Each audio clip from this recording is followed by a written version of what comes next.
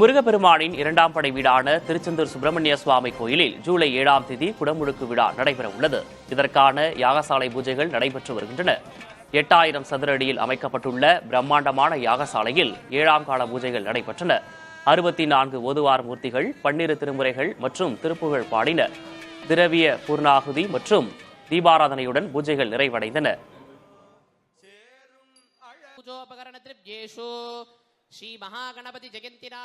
Nearly கிட்டத்தட்ட ஒரு 6000 கிட்ட போலீஸ்மென் ஆன் டியூட்டி வர்ற மாதிரி உள்ள க்ரௌட் மேனேஜ்மெண்ட் பிளான் பண்ணியிருக்கிறது. ஸ்பெசிஃபிக்கலி வி ஆர் ஆன்டிசிபேட்டிங் ஒரு அட் மேக்ஸ் ஒரு 10 lakh கிட்ட க்ரௌட் வந்தால் கூடி அவரை கரெக்டாக ஃபெசிலிட்டேட் பண்ணி ரெகுலேட் பண்ணி கும்பாபிஷேகம் பார்க்க வச்சு ரிட்டர்ன் அனுப்புற மாதிரி உள்ள டீட்டெயில்டு பிளானிங் பண்ணியிருக்கோம். நாகை மாவட்டம் பனங்குடியில் இடுகாட்டிற்கு சாலை வசதி கோரி இறந்தவரின் உடலுடன் கிராம மக்கள் மறியலில் ஈடுபட்டனர். இறந்தவரின் உடலை சாலையில் வைத்து போராடியதால் நாகூர் நன்னிலம் சாலையில் 1 மணி நேரம் போக்குவரத்து பாதிக்கப்பட்டது. பேச்சுவார்த்தை நடத்திய அதிகாரிகள் தற்காலிக பாதை அமைத்து தந்தனர். விரைவில் நிரந்தர சாலை அமைத்து தருவதாக உறுதியளித்ததை அடுத்து போராட்டம் கைவிடப்பட்டது.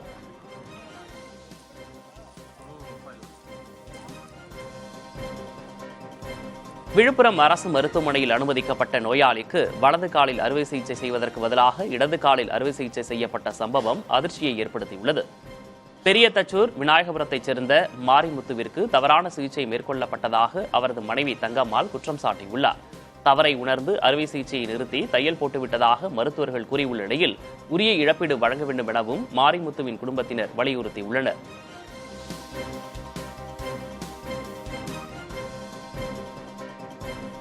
அதனால எப்படி இருக்குது பாருன்னு சொல்லிட்டு கட்டு இப்படி பார்க்கும்போது பார்த்தா கால் மாற்றிருக்காங்க சார். ஆனால் அவருக்கு செய்ய வேண்டியதே வலது காலில் தான்.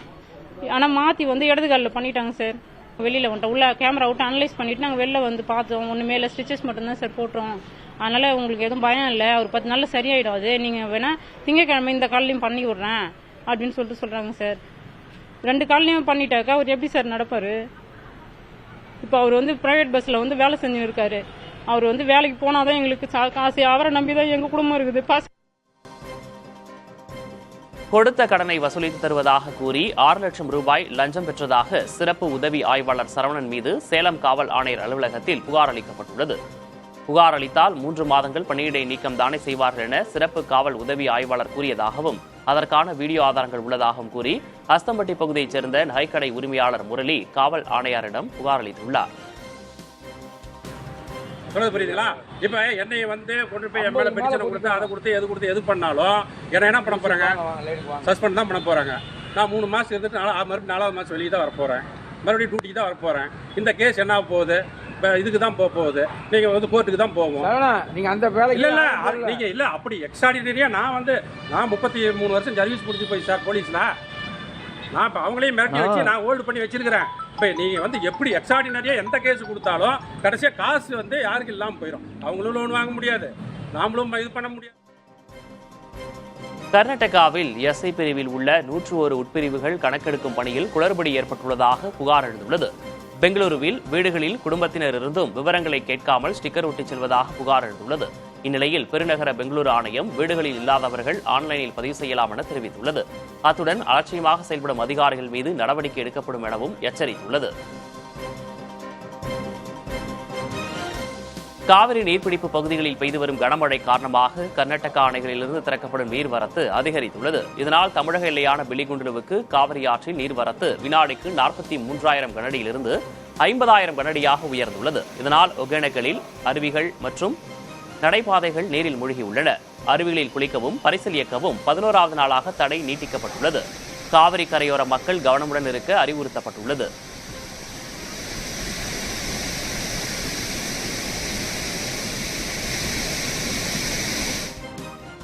இணைய வழி இனச்சான்று வழங்கக் கோரி திண்டுக்கல் மாவட்டம் நிலக்கோட்டையில் காட்டுநாயக்கன் பழங்குடி மக்கள் வட்டாட்சியர் அலுவலகத்தை முற்றுகையிட்டனர். 2005ஆம் ஆண்டு கையால் வழங்கப்பட்ட சான்றுகளுக்கு பதிலாக ஆன்லைன் வழி சான்றுகள் கட்டாயமாக்கப்பட்டுள்ள நிலையில் தங்களுக்கு ஆன்லைன் சான்று வழங்கப்படவில்லை என கூறி இந்த போராட்டத்தை முன்னெடுத்தனர். முன்னாள் எம்எல்ஏ திலீப் பாபு தலைமையில் நடைபெற்ற போராட்டத்தில் அடிப்படை வசதிகள் கோரியும் முழக்கங்கள் எழுப்பப்பட்டன.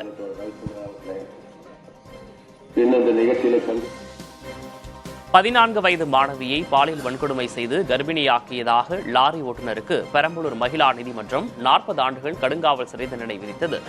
மரபணு பரிசோதனையில் லாரி ஓட்டுநர் ராகவன் தான் கருவின் உயிரியல் தந்தை என நிரூபிக்கப்பட்டதை அடுத்து இந்த தீர்ப்பு வழங்கப்பட்டுள்ளது. மேலும் அவருக்கு 2 லட்சம் ரூபாய் அபராதமும் விதிக்கப்பட்டுள்ளது.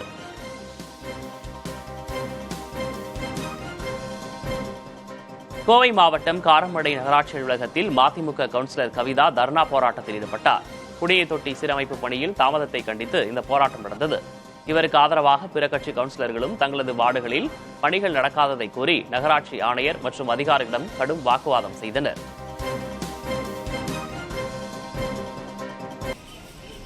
திருச்சியில் உள்ள தொன்மையான ஜம்புகேஸ்வரர் மண்டபத்தை இடிக்கும் முடிவை கைவிடக் கோரி ஸ்ரீரங்கம் அறநிலையத்துறை இணை ஆணையர் அலுவலகத்தில் உலக சித்தர்கள் சர்வசமய கூட்டமைப்பினர் மனு அளித்தனர்.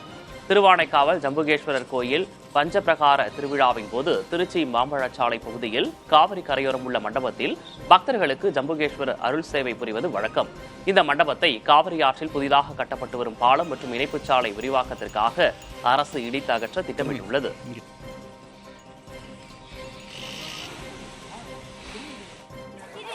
சத்தியமங்கலம் அருகே பள்ளி தலைமை ஆசிரியர் பணியிட மாறுதல் செய்ததை கண்டித்து பள்ளி மாணவர்கள் பெற்றோர்களுடன் வகுப்பு புறக்கணிப்பு போராட்டத்தில் ஈடுபட்டனர். ஈரோடு மாவட்டம் நடுப்பாளையம் கிராமத்தில் உள்ள அரசு தொடக்கப் பள்ளியின் தலைமை ஆசிரியராக இருந்த சக்திவேல் வேறு பள்ளிக்கு பணியிட மாற்றம் செய்யப்பட்டுள்ளார்.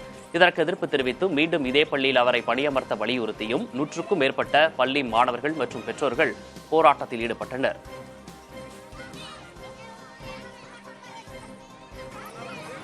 சத்திவேல் சாருங்க, ஹெச்எம் சார், அவர் தான் இங்க 6 வருஷமா இருக்கிறாருங்க. 2 பேர் இந்த ஸ்கூல்ல வந்து இப்ப 88 பேர் படிக்கிறாங்கன்னா அதுக்கு முழு காரணம் அவர் தாங்க. அவர் தனிப்பட்ட முயற்சியில எல்லாமே செஞ்சுட்டு இருக்கிறாருங்க. ஸோ அதனால எங்களுக்கு அவரே இங்க ஹெச்எம் சாரா வேணும்னு சொல்லி நாங்க இன்னைக்கு போராட்டம் நடத்திட்டு இருக்கிறோங்க. ஒரு அரசாங்கம் என்பது நீதியோடு நடைபெற வேண்டும் என பாஜக மாநில தலைவர் நயினார் நாகேந்திரன் வலியுறுத்தியுள்ளார். சிவகங்கை மாவட்டம் சிங்கமுனரி தனியார் பள்ளியில் 2ஆம் வகுப்பு மாணவன் அஸ்வின் பள்ளி வளாகத்தில் மர்மமான முறையில் உயிரிழந்த நிலையில் மாணவனின் பெற்றோரை நேரில் சந்தித்து அவர் ஆறுதல் கூறினார். பின்னர் செய்தியாளர்களிடம் பேசிய நயினார் நாகேந்திரன் முதலமைச்சர் கல்வி நிலைய மரணங்களில் அதிக கவனம் செலுத்தி முறையான நடவடிக்கை எடுக்க வலியுறுத்தினார். ஊர் மக்கள் எல்லாரும் சொல்றாங்க, இனிமே அடுத்த குழந்தைகளுக்கு இப்படி நடக்கக்கூடாது அப்படின்னு சொல்லி ஊர் மக்கள் எல்லாரும் ஆதங்கப்படுறாங்க. அதனால முதலமைச்சர் இந்த மாதிரி விஷயங்கள்ல கொஞ்சம் அதிக கவனம் செலுத்தி முறையான நடவடிக்கை எடுக்க வேணும். தன்னுடைய கடமையிலிருந்து முதலமைச்சர் தவறிட்டாருன்னு தான் நான் குற்றச்சாட்டு சொல்லுவேன். சென்னை அண்ணாநகர் அருகே யுனானி கல்லூரி மாணவர்களை தாக்கிய பச்சையப்பன் கல்லூரி மாணவர்கள் 3 கைது செய்யப்பட்டனர். மாநகர பேருந்தில் யுனானி கல்லூரி மாணவியை கிண்டல் செய்ததை கண்டித்ததால் இந்த மோதல் நடந்ததாக தெரிகிறது. புரசைவாக்கம் அருகே 10 பேர் சேர்ந்து தாக்கியதால் யுனானி மாணவர்கள் காயமடைந்தனர். தலைமறைவாக உள்ள மற்ற மாணவர்களை காவல்துறையினர் தீவிரமாக தேடி வருகின்றனர். சென்னை ஓட்டேரி மேட்டுப்பாளையத்தில் 11ஆம் வகுப்பு மாணவி நந்தினி தூக்கிட்டு தற்கொலை செய்து கொண்டதற்கு சித்தியின் சித்திரவதையே காரணம் என முதற்கட்ட விசாரணையில் தெரியவந்துள்ளது. உறவினர்கள் அளித்த புகாரின் பேரில் விசாரணை நடத்திய காவல்துறையினர் நந்தினியின் தந்தை அமர்நாத் மற்றும் சித்தி உஷா ஆகியோரை கைது செய்தனர்.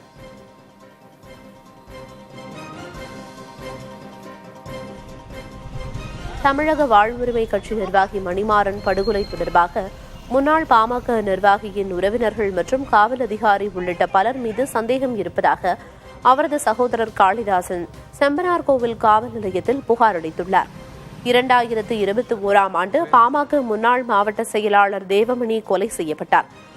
அவர் மகன் பிரபாகரன், காவல்துறையில் பணிபுரியும் ராமமூர்த்தி உள்ளிட்ட 5 பேர் மீது மணிமாறன் கொலை வழக்கில் புகார் அளிக்கப்பட்டுள்ளது.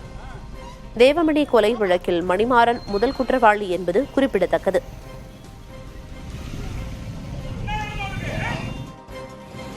வேலூர் மாவட்டம் காட்பாடியில் நள்ளிரவில் இளைஞர் ஒருவரை உதவி காவல் ஆய்வாளர் தாக்கிய சிசிடிவி காட்சிகள் வெளியாகியுள்ளன. கடந்த ஜூன் 25ஆம் தேதி பிரம்மபுரம் காவல் நிலைய உதவி ஆய்வாளர் கார்த்திக் செல்வம் ரோந்து சென்றபோது சந்தேகத்திற்கிடமாக நின்றிருந்த இளைஞரை விசாரித்ததாகவும் முன்னுக்கு பின் முரணாக பதிலளித்ததால் அவரை லத்தியால் தாக்கியதாகவும் கூறப்படுகிறது. சம்பவம் தொடர்பாக டிஎஸ்பி விசாரணைக்கு உத்தரவிடப்பட்டிருக்கும் நிலையில் புகாருக்குள்ளான உதவி ஆய்வாளர் ஆயுதப்படைக்கு மாற்றம் செய்யப்பட்டுள்ளார்.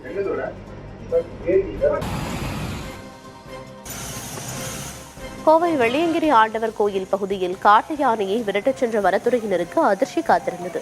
வனப்பகுதிக்குள் நுழைந்த யானை திடீரென வனத்துறையினரின் வாகனத்தை நோக்கி ஆக்ரோஷமாக வந்து தாக்க முயன்றது. மேற்கு தொடர்ச்சி மலையடிவார பகுதிகளில் யானைகள் நடமாட்டம் அதிகரித்து வரும் நிலையில் இதுபோன்ற சம்பவங்கள் வனத்துறையினருக்கு சவாலாக உள்ளன.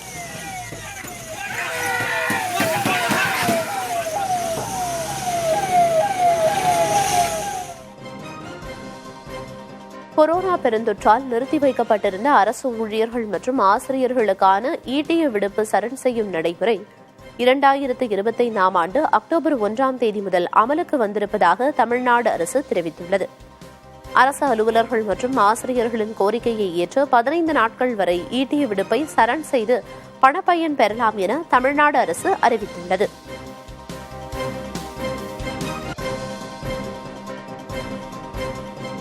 உரிமையியல் வழக்குகளில் காவல்துறையினர் தலையீடு தொடர்பான குற்றச்சாட்டுகளை ஆய்வு செய்ய மூத்த ஐஜி தலைமையில் குழு அமைக்கப்பட இருப்பதாக உயர்நீதிமன்ற மதுரை அமர்வில் தமிழக அரசு தெரிவித்துள்ளது.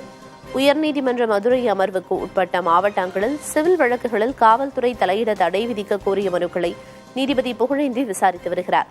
சிவில் வழக்குகளில் காவல்துறையினர் தலையிடக்கூடாது என உச்சநீதிமன்றம் உத்தரவு பிறப்பித்தும் காவல்துறையினர் தலையிடுவது குறித்து தமிழக அரசின் நிலைப்பாடு என்ன என்பது குறித்து உள்துறை செயலாளர் மற்றும் டிஜிபி பதிலளிக்க நீதிபதி உத்தரவிட்டிருந்தார். இந்த வழக்குகள் மீண்டும் விசாரணைக்கு வந்தபோது அரசின் தலைமை குற்றவியல் வழக்கறிஞர் ஹசன் முகமது ஜின்னா ஆஜராகி சிவில் வழக்குகளில் காவல்துறையினர் தலையிடக்கூடாது என டிஜிபி ஏற்கனவே சுற்றறிக்கை அனுப்பியிருப்பதாக தெரிவித்தார். மேலும் குற்றச்சாட்டுகள் குறித்து முறையாக ஆய்வு செய்து அறிக்கை சமர்ப்பிக்க மூத்த ஐஜி மற்றும் மூத்த கூடுதல் அரசு குற்றவியல் வழக்கறிஞர் கொண்ட குழு அமைக்கப்பட உள்ளதாகவும் தெரிவித்தார். இதனை ஏற்றுக்கொண்ட நீதிபதி வழக்கு விசாரணையை ஒத்திவைத்தார். நாளை மற்றும் திங்கட்கிழமை தாம்பரம் நாகர்கோவில் இடையே சிறப்பு ரயில் சேவை இயக்கப்படும் என தெற்கு ரயில்வே தெரிவித்துள்ளது. ஏற்கனவே ஞாயிற்றுக்கிழமை சிறப்பு ரயில் இயக்கப்பட உள்ள நிலையில் இந்த சேவை நீட்டிக்கப்படுகிறது.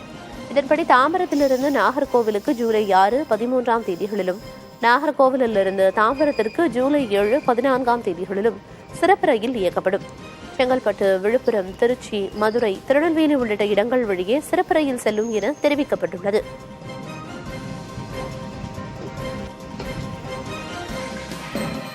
காஞ்சிபுரம் மாவட்டம் ஸ்ரீபெரும்புதூர் அருகே வல்லக்கோட்டை முருகன் கோயிலில் கும்பாபிஷேக விழாவை முன்னிட்டு யாகசாலை பூஜைகள் தொடங்கின. கும்பாபிஷேக விழாவிற்காக கோயில் அருகே பிரம்மாண்டமான யாகசாலையில் 69 யாக குண்டங்கள் அமைக்கப்பட்டுள்ளன. முதல் கால யாக பூஜையில் அறநிலையத்துறை அமைச்சர் சேகர் பாபு பங்கேற்றார். இக்கோயிலில் வரும் 7ஆம் தேதி குடமுழுக்கு நடைபெறுகிறது.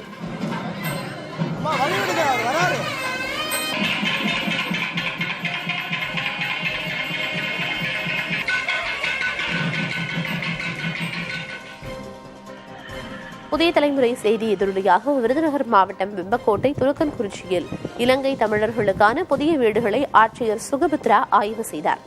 இலங்கை தமிழர் மறுவாழ்வு முகாமில் வசிக்கும் 232 குடும்பங்களுக்கு வீடுகள் புதிதாக கட்டப்பட்டுள்ளன. திறப்பு விழாவுக்கு முன்பே புதிய வீடுகள் கழிவறைகளில் விரிசல் மற்றும் சுவரன் பூச்சுக்கள் பெயர்ந்து விழும் நிலையில் உள்ளது குறித்து புதிய தலைமுறையில் செய்தி வெளியானது. இதைத் தொடர்ந்து ஆட்சியர் ஆய்வு மேற்கொண்டு சேதமடைந்த வீடுகளை உடனே சரி செய்ய உத்தரவிட்டார்.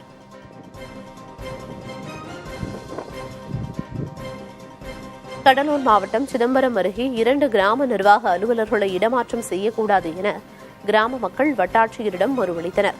வையூர் கிராம நிர்வாக அலுவலர் கார்த்திக், காட்டுக்கூடலூர் கிராம நிர்வாக அலுவலர் பக்கீர் முகமது ஆகியோருக்கு 3 ஆண்டுகள் பணி நிறைவடைந்ததை அடுத்து இருவரையும் இடமாற்றம் செய்ய கலந்தாய்வு நடைபெற்றுள்ளது. இதையறிந்த கிராம மக்கள் சிதம்பரம் வட்டாட்சியர் அலுவலகத்திற்கு வந்து மக்கள் பிரச்சினைகளை உடனே தீர்த்து வைப்பதால் இருவரையும் மாற்றக்கூடாது என வட்டாட்சியர் கீதாவிடம் கோரிக்கை மனு அளித்தனர். புதிய தலைமுறை செய்தி எதிரொலியாக கடலூர் மாவட்டம் மாதனூர் குமாரமங்கலம் கதவணையில் கதவுகள் அடைக்கப்பட்டு திங்கட்கிழமை முதல் தண்ணீர் தேக்கப்படும் என நீர்வள ஆதாரத்துறை தெரிவித்துள்ளது. கொள்ளிடமாற்றில் கட்டப்பட்ட இக்கதவணை பயன்பாட்டிற்கு கொண்டுவரப்படாததால் கீழணையில் திறக்கப்பட்ட நீர் தேக்கப்படாமல் அப்படியே கடலுக்கு சென்றது குறித்து புதிய தலைமுறையில் செய்தி வெளியானது. இதைத் தொடர்ந்து கதவணையில் 1 மீட்டர் உயரத்திற்கு தண்ணீர் தேக்க நடவடிக்கை எடுக்கப்படும் என நீர்வள ஆதாரத்துறை கண்காணிப்பாளர் தெரிவித்துள்ளார்.